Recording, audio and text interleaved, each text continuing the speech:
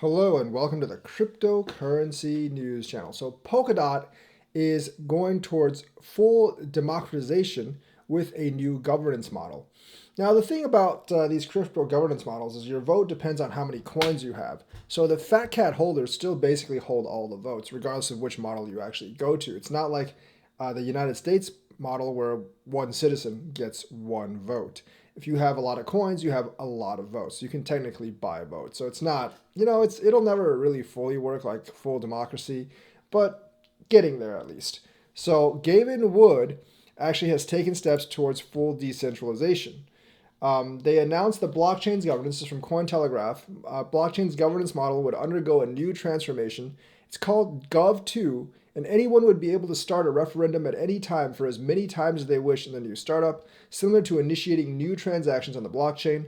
Thereafter, pending referenda need 50% of the vote from stakeholders. But if you're like a really big stakeholder, you can give a lot of votes. So that's still something that the big fat cats can actually do to hijack. And the votes will have 28 days defaultly to actually vote on proposals. They can also intervene and launch timely cancellation proposals, which would require similar voting procedures. So it is a completely new structure for Polkadot.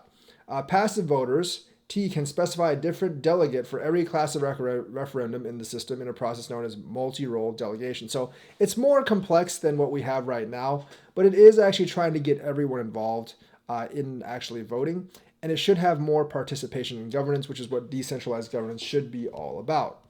Wood said there would be a new body dubbed the Polkadot Fellowship, composed of technical experts who have the power to shorten referenda voting times in case of emergency.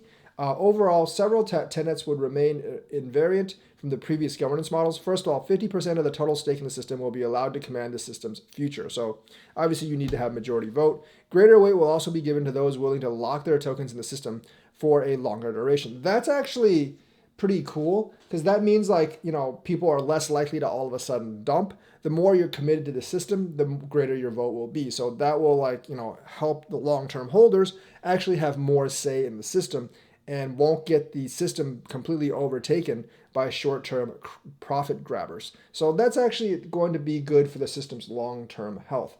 As told by Gavin, the changes will reflect the flaws of centralization and one referendum at a voting system present in Polkadot's original governance model. Gov2 is going to set to launch on Kusama. Now, Kusama is Polkadot's kind of like test chain, and they even say it here.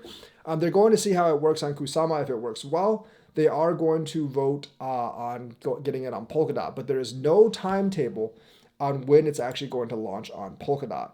So as of right now, they're going to test this on Kusama. It actually sounds pretty complex, but it sounds pretty nice as well, giving long-term holders more stake and having multiple proposals at once, and also having the ability to basically interject like cancellation proposals. A lot of features in this. It should be pretty cool for Polkadot. I don't really know if it'll get Polkadot's price, but it will make governance more efficient and more decentralized, and that should help Polkadot's future. So that's the news for today. Let me know what you think. Like and subscribe. Hit that bell notifications button. Thank you, and have a nice day.